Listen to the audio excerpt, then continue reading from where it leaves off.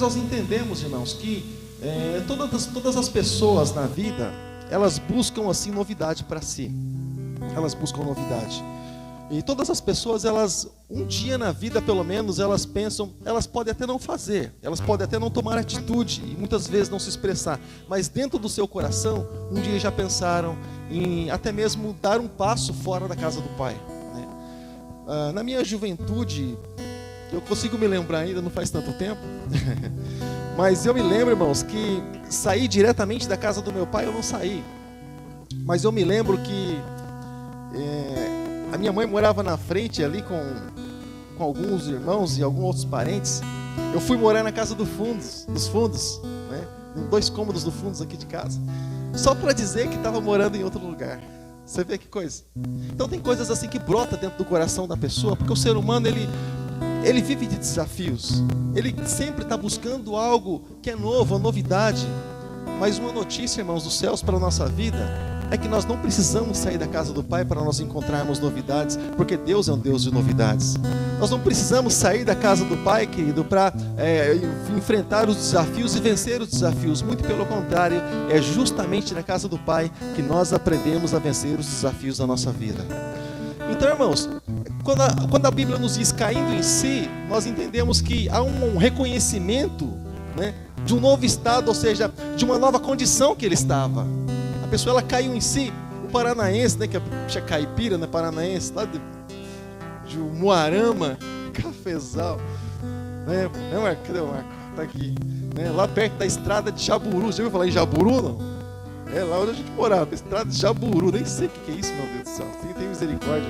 É do beco onde nós saímos, né? Deus tirou nós lá.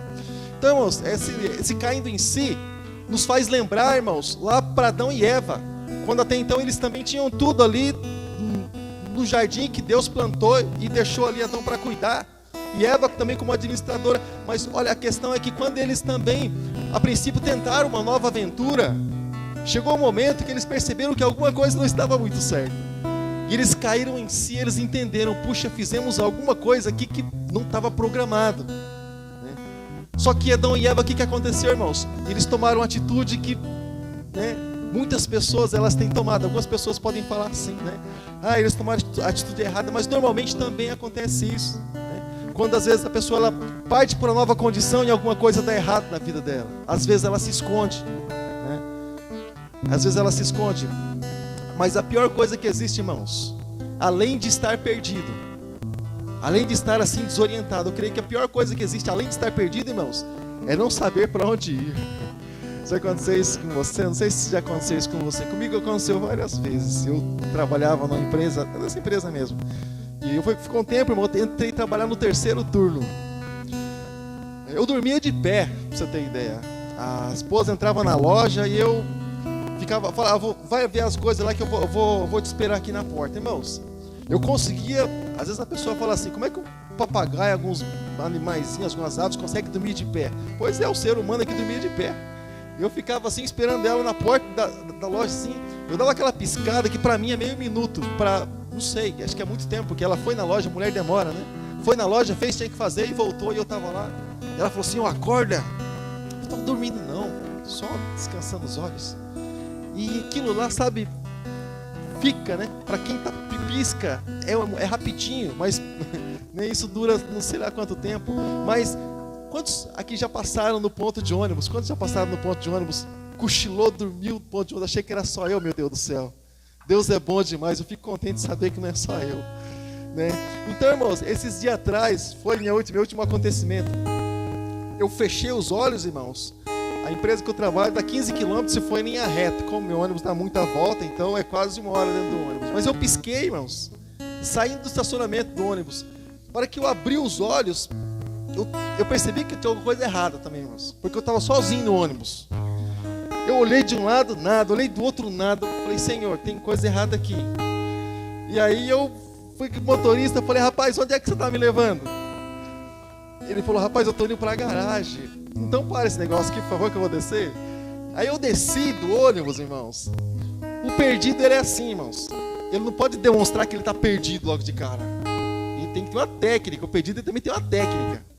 Então ele desce do ônibus assim, perdidão. Ele nem imagina o ambiente que ele se encontra. Ele para, ele dá aquela olhada para a direita, dá aquela olhada para a esquerda, ele está se familiarizando com o ambiente, ele está se localizando, né? Dá aquela olhadinha de um lado para o outro para ninguém perceber que ele está perdido. Aí ele começa a andar assim do nada, sabe? Como quem diz assim, acho que eu sei onde eu estou. Então, eu creio que a pior coisa que existe, além de estar perdido, é não saber para onde vai. E eu tenho certeza, irmãos, que algumas coisas na nossa vida acontecem. Na trajetória da vida, eu acredito que algumas pessoas sim acontece se perder pelo caminho, na trajetória da caminhada cristã. Eu acredito nisso. Mas eu acredito também, irmãos, que nós não estamos desorientados. Hoje, nos dias de hoje, tem GPS, tem tanta coisa que faz a gente achar um rumo facinho. Mas nós, irmãos, como cristãos, por mais que podemos em algum momento estar desorientados na nossa vida, até mesmo aparentemente perdidos, você pode ter certeza, irmãos, um dia foi lançado a semente no teu coração. Um dia foi plantado algo dentro de você. Então, irmãos, a pessoa ela pode estar onde ela estiver, irmãos. Há uma semente, há um princípio implantado e plantado dentro do coração da pessoa. Ela pode estar onde ela estiver. Ela sabe, irmãos, que existe um Deus todo-poderoso, que, irmãos, por mais que a dificuldade em estar ali na presença do Senhor e até mesmo estar na casa do Pai, por mais que a dificuldade, irmãos, ela aconteça, ela esteja ali, sabe? Por mais que os problemas, as adversidades ali, elas ocorram, você pode ter certeza, irmãos, que é melhor do que qualquer outro lugar. Não existe um outro lugar, irmãos, melhor do que a casa do Pai. Mas às vezes, como esse moço, às vezes ele quer ver com os próprios olhos, né? Tanto que os nossos pais, eles nos dão conselhos, mas você percebe que os filhos, normalmente, eles erram mesmo com os conselhos dos pais, né? Porque ele ouviu, mas ele acha que não é bem assim. Ele quer experimentar muitas vezes, né? E de um lado nós encontramos o que, irmãos? Do lado nós encontramos, né, um pai angustiado pela ingratidão do filho, né? Um pai ali com o coração entristecido. E o que imagina, o que brota no coração do pai? Bom, graças a Deus, e eu oro a Deus para que isso esteja longe de mim, longe da minha casa. Mas o que deve brotar no coração de um pai? Na qualidade de pastor, eu sei o que brota no coração. Mas o que brota no coração de um pai, né? Por exemplo, eu vou falar aqui na qualidade de pai espiritual. Quando alguém diz assim, pastor, eu vou pegar minhas malas e eu estou partindo. O que brota no coração, assim, eu pelo menos cobro muito de mim, mas enfim, eu acredito que o que brota no coração é, puxa, o que será que está acontecendo? Ou onde eu errei, ou o que será que está faltando, ou o que será que, né, qual foi a brecha, né? Ou algum desentendimento, alguma coisa assim. Então, talvez no coração do pai, querido, lá na casa, né, aquele coração angustiado, aquele coração apertado, aquele coração de pai, né? E principalmente que o pai é bastante apegado com o garoto, né? Aquelas intimidades, aquelas conversas que é mais pai e filho mesmo. Às vezes eu chamo o filho para conversar comigo, aquelas coisas de menino, já 14 anos, né? Então, a gente chama para bater um papo, fala, filha, vamos conversar sobre umas coisas aqui que é coisa de homem. E a gente para a gente conversar. E imagine que depois de todos esses acontecimentos, o filho fala, pai, eu não quero ficar mais aqui não, pai. Dá para imaginar o aperto que esse pai passou, né? Depois de ter ensinado tantas coisas para o filho, né? Mas existem coisas que infelizmente acabam se perdendo. Mas semente, fala assim comigo, semente, fala mais forte, semente, ela não morre. Porque a semente é viva, irmãos. A semente é viva. Até mesmo muitos ateus, ou que se chamam pelo menos ateus, eu não acredito nem que existe ateu. Ateu é um cristão frustrado, ou alguém que não consegue aquilo que quer, ou às vezes acaba se entristecendo com alguma coisa, e infelizmente acaba jogando tudo pro alto, joga a culpa nas costas de Deus e diz que não acredita em Deus, né? E às vezes até revoltado contra Deus. O cara é revoltado com alguém que ele nem acredita, irmão. Vê se é um negócio desse ateu aonde, irmãos? Existe ateu. Sempre dentro do coração do sujeito existe uma necessidade de buscar, de adorar alguma coisa. E é Deus, a necessidade está lá dentro do coração da pessoa. E do outro lado, irmãos, o que nós encontramos do outro lado?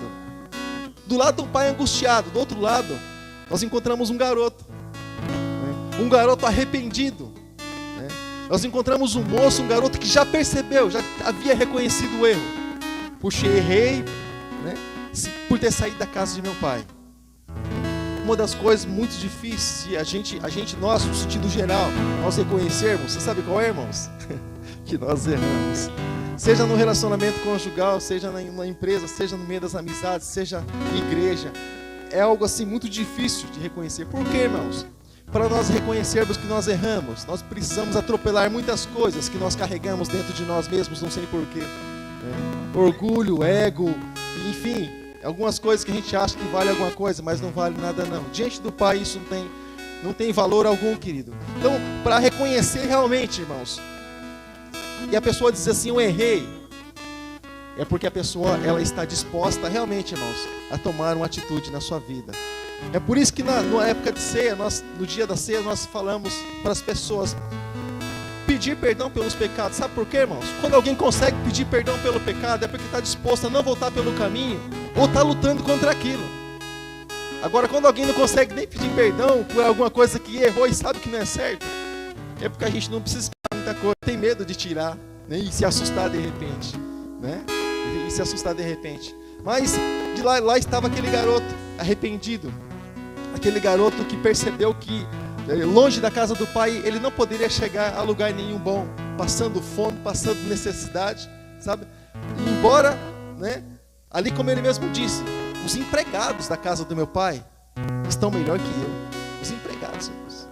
Aqueles até então que ele via constantemente trabalhando. E irmãos, sabe, quando muitas vezes nós olhamos e nós vemos muitas pessoas buscando favores da casa do pai, longe da casa do pai, a gente diz assim, puxa, está querendo demais. Está querendo demais. Ora por mim. Não, mas vamos na casa do pai. Não, ora por mim. Hoje eu conversei com alguém, eu disse assim, vamos na casa do pai hoje? Não, pastor, hoje não vai dar, tal, mas ora por mim. Eu falei, não, oro, claro, a gente ora por todas as pessoas, presentes e ausentes. A questão é que até onde isso vai fluir, até onde isso vai acontecer, porque o pai conhece todas as coisas. O pai conhece que nós temos e reconhece que nós temos forças para vir até a casa dele. Quando a minha mãe era viva, irmãos, a gente se reunia aqui, nós, os irmãos, cada um na sua casa. O domingo, irmãos, era o dia de estar na casa dos pais, na casa da mãe. O domingo era o dia. Aquele frango assado, né? Aquele macarrão com molho de tomate. Pensa no negócio que enche a boca d'água, sabe? Junta até saliva na boca só de falar. Aquele queijo que ela punha em cima assim, sabe, irmãos? Meu Deus do céu, tem misericórdia. Ela fazia um nhoque, irmãos. Ela tinha um negócio, que eu não sei onde ela arrumou aquilo. Ela tinha um negócio que se chamava nhoqueira. Você já viu um negócio desse doido? Você viu? É nhoqueira que chamava o negócio, irmão. Era um negócio que ela ia rodando ali com a massa lá dentro, ia formando os nhoques lá. Eu falei, rapaz, esse negócio é do céu. É alguém de Deus que inventou um negócio desse. E virava lá e saía os nhoques lá, depois ela, sabe? Então o pessoal se ajuntava, aquele frango assado, o pessoal se ajuntava lá na casa dos pais, na casa da mãe, pra gente almoçar lá, pra gente poder participar desse momento. E esses momentos assim marcam na vida da gente, onde nós aprendemos muitas coisas, irmãos, que nos aproximam de Deus, momentos que nos ensinam a comunhão, momentos que nos ensinam assim respeito, reverência, momentos que nos ensinam, irmãos, que é bom, sabe, muitas vezes a gente estar ali em lugares que as pessoas querem o nosso bem, né? Ninguém gosta de ir de lugares, irmãos, que as pessoas querem o mal. Mas aqui esse garoto foi enganado. Ele foi enganado pelo sistema, ele foi enganado por aquilo que estava diante dos olhos. Ele foi enganado por aquilo que estava ali nos ouvidos, imaginando que existia boa amizade longe da casa do pai, imaginando que existiam bons conselhos longe da casa do pai. Os melhores conselhos, irmãos, estão na Bíblia Sagrada. E alguém, tempo atrás, perguntou assim para mim, falou assim, pastor, se o conselho fosse bom, a gente não dava, a gente vendia. Eu falei, ótimo, leia a Bíblia. Mas por que assim? Eu falei, porque a Bíblia custou um preço muito caro, muito alto. Então, não foi de graça não, o conselho, olha, pagou alto preço para que aquilo estivesse. Nós damos conselhos porque está plantado dentro de nós, a Bíblia Sagrada. Mas você pode ler a Bíblia, que é um livro de conselhos. Conselho não se dá, conselho se vende, olha só. Então, leia a Bíblia, eu tenho certeza que a sua vida vai ser abençoada. Mas, querido, estava lá, querido, aquele garoto, agora não podendo ter mais os favores do pai, sabe? Não podendo mais ali ser alcançado pelo pai. Enquanto ele estava ali, irmãos, na região em que o pai comandava, né? O pai podia fazer alguma coisa por ele. Irmãos, há decisões que nós tomamos muitas vezes na nossa vida. Algumas pessoas podem comentar, pastor, mas o mundo é de Deus. Sim, nós sabemos isso, mas a autoridade o homem entregou aí, infelizmente, lá no Jardim do Éden. Quando Jesus conquistou na cruz do Calvário, é só para aqueles que estão debaixo da tua mão poderosa. Só para aqueles que um dia entregaram suas vidas para Jesus e fazem parte do plano da salvação. A esses o Senhor deu poder e deu autoridade. deu ousadia, unção e tudo mais, aquilo que nós buscamos da presença dele. Mas não aqueles que simplesmente buscam só os favores do Pai. Irmãos, os favores do Pai são importantes para a nossa vida, claro, nos ajudam, isso é muito bom, mas nada como a presença do Pai, nada como a comunhão do Pai, nada como o abraço do Pai. Tem gente, irmãos, que não valoriza isso, irmãos. Tem gente que não valoriza. Você acredita num negócio desse? Só valoriza, irmãos, a mãe, só valoriza o pai, irmãos, e, às vezes quando perde, sabe? E muitas vezes não tem mais consigo, né? Eu louvo a Deus, espero que você tenha seus pais. Eu não tenho, eu perdi com 24 anos, meu pai, minha mãe, meu avô, minha avó, perdi com 24 anos, 25 anos. Mas, ou seja, a gente sente falta hoje, principalmente nessas datas, nesses tempos. Até eu creio que 3, 4 anos depois que minha mãe havia falecido, que foi a última da minha casa, até nesse tempo eu acabava em algum momento, sabe, com a cabeça assim meia voada ainda, descia na casa da minha mãe, descia do ônibus aqui, em vez de descer no Jardim Rodrigo, onde eu morava, às vezes descia, a hora que eu ia entrar no portão, corrente no portão, uai, rapaz, o que eu estou fazendo aqui? Aí eu ia embora a pé. Quantas vezes eu fiz isso? Eu dizia para minha esposa, puxa, eu desci lá na Vila Helena. Ah, mas por que você desceu lá? Eu falei, então, para mim ainda não consegui entender ainda, sabe, irmãos? Mas nós entendemos e nós aprendemos que não precisa esperar, irmãos, sair da casa do Pai ou perder a comunhão com o Pai para valorizar aquilo que o Pai tem, de forma nenhuma, irmãos. É só olhar para aquilo que Deus tem feito e que o Pai tem feito para as nossas vidas. O Pai nos abençoou nesse dia, irmãos. O Pai nos acordou pela manhã, o Pai nos deu força, o Pai, irmãos, nos deu saúde, sabe, irmãos? Aquilo que muitas pessoas elas têm, principalmente nessa tal de Covid, nesse tempo, irmãos, as pessoas, você sabe o que elas buscam? Aquilo que nós nem vemos, nem percebemos e bem pouco valorizamos, o ar que nós respiramos. Se as pessoas tivessem ideia, dimensão da importância de tudo isso, irmãos, as pessoas buscam ar e não encontram, sabe? Sendo que o ar está por aí, sabe? E assim também, irmãos, o Pai nos acordou pela manhã e Ele nos deu fôlego de vida. O Pai nos deu graça, o Pai nos deu força. Nós podemos, irmãos, com a força de Deus, sair da nossa cama, do nosso lar, ver um som maravilhoso e agradecer a Deus. Obrigado, Jesus, por mais um dia. Logo de manhã, ministrando a palavra do Senhor, a satisfação já encheu o coração, encheu o coração. Meu Deus, que dia maravilhoso, logo de manhã, podendo ali, a escola bíblica. É maravilhoso, irmãos, maravilhoso, poder aprender das coisas do Pai e falar das coisas do Pai. Não tem coisa melhor do que essa, de que além de saber que o Pai é bom, poder falar para as pessoas que o Pai é bom. É muito maravilhoso isso. Mas aqui, irmãos, depois que ele perdeu a comunhão com o Pai, os privilégios que ele tinha na casa do Pai, aí ele entendeu realmente o que estava acontecendo. Puxa, até os empregados do meu pai estão melhores que eu.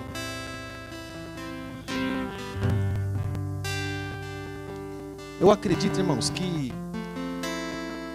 qualquer servo de Deus, quando eu falo servo, eu falo nós. Nós somos servos de Deus. Está na condição melhor do que aquelas pessoas que não têm Jesus, embora tenham o ouro, tenham a prata dessa vida.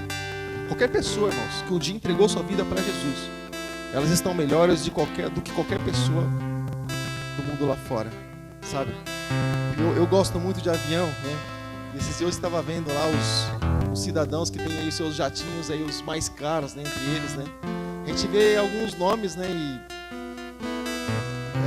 o dono da van é um deles, né? E só vou citar um nome. E o jato do homem é um negócio, é uma coisa fabulosa. E seus jatinhos particulares, né? Mas eu quero dizer para você, se ele não reconhecer Jesus na vida dele, enquanto ele está em sã consciência, ele é o mais miserável dessa terra, o mais miserável, porque a Bíblia nos diz que se nós esperarmos só dessa vida, nós podemos nos considerar os mais miseráveis dessa terra. Muito pelo contrário, nós buscamos sim nessa vida até mesmo para a obra de Deus, para até mesmo dar um conforto para a nossa família, mas a nossa esperança não está nisso que nós vemos, naquilo que nós palpamos, irmãos. A nossa esperança está no nosso Deus. Você sabe qual é a nossa esperança, irmãos? Não é se nós vamos conseguir terminar nossa casa e poder morar num quarto decente, num lugar onde nós planejamos. Nossa esperança não está nisso. A nossa esperança, irmãos, é um dia poder esses ouvidos aqui ouvirem o toque e o ressoar da trombeta, para que um dia nós possamos estar morando com o Senhor. Porque essa coisa de material que é corruptível, isso aí destrói mesmo com o tempo, se acaba com o tempo, você é passageiro. Na verdade, na casa do Pai não é bem uma casa do Pai. Ele prometeu para nós mansões celestiais. E isso é que enche os nossos olhos. Isso, irmãos, é que faz mais ainda brotar um desejo do nosso coração de permanecer na casa do Pai. Seja hoje, seja amanhã, seja daqui a 5, 10 anos, não importa. Nós sabemos que isso vai acontecer.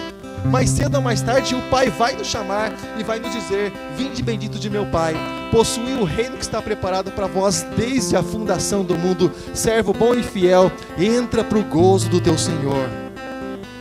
Sabe que dá para suportar qualquer coisa na casa do Pai, né? E na casa do Pai, querido, a gente sabe, né, que às vezes os irmãos, sempre tem aqueles irmãos que são um pouco assim mais agitados, né? Sempre tem, né, irmãos?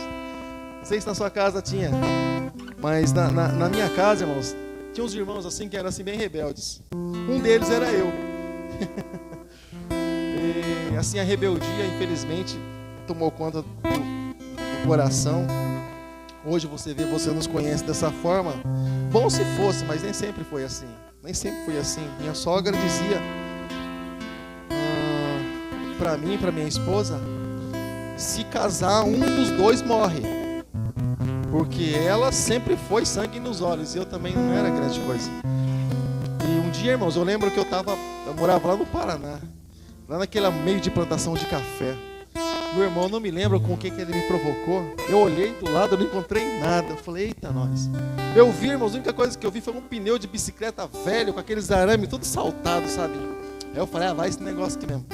Eu peguei, eu joguei assim, vestindo do meu irmão, sabe? Ele ter sentado, eu falei: agora ele sentado, eu posso com ele, né? Era pequenininho, né? Aí eu catei o pneu assim, irmãos, eu joguei vestindo ele assim, sabe? A hora que eu joguei assim, desceu o sangue, esse negócio vermelho. Eu falei: rapaz, o que eu fiz?